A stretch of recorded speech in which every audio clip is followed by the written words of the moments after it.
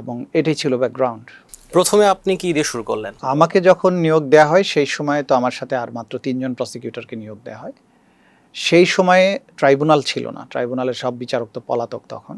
ট্রাইব্যুনালের প্রসিকিউটর যারা সবাই পলাতক। ইনভেস্টিগেশন এজেন্সিতে মাত্র কয়েকজন অফিসার ছিল।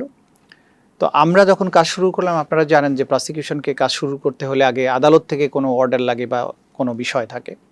তা আমাদের আইনে যেটা সুযোগ ছিল যে প্রথমে তদন্ত শুরু করা, যেটা প্রসিকিউশন টিমও তদন্ত করতে পারে। যদিও ইনভেস্টিগেশন এজেন্সি মাত্র কয়েকজন অফিসার ছিল, আমরা তখন প্রথম প্রায়োরিটি দিই যে তখন সারা দেশে আহত শহীদদের স্মৃতিগুলো একদম তাজা ছিল। বিভিন্ন হসপিটালে অজস্র আহত মানুষ, জুলাই যোদ্ধা যারা কাতরাচ্ছিলেন।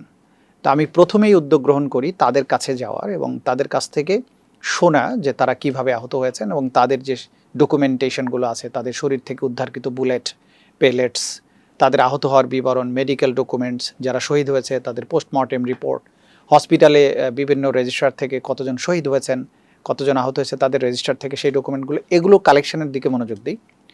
পাশাপাশি আমরা যেটা করি, বাংলাদেশের সব জেলা প্রশাসককে, সিভিল সার্জনকে, বিশ্ববিদ্যালয়গুলোর ভাইস চ্যান্সেলরদেরকে, সিটি কর্পোরেশনের মেয়রদেরকে, গণকবর এবং সাধারণ কবর গোরস্থানগুলোর যারা প্রশাসক, তাদের কাছে এই চিঠিগুলো পাঠাই যে আপনাদের এখানে কী ধরনের ঘটনা ঘটেছিল, ইউনিভার্সিটিগুলোতে কতজন আন্দোলনে অংশ নিয়েছে, কারা শহীদ হয়েছে, কারা আহত হয়েছে, সেগুলো তথ্য পাঠানোর জন্য।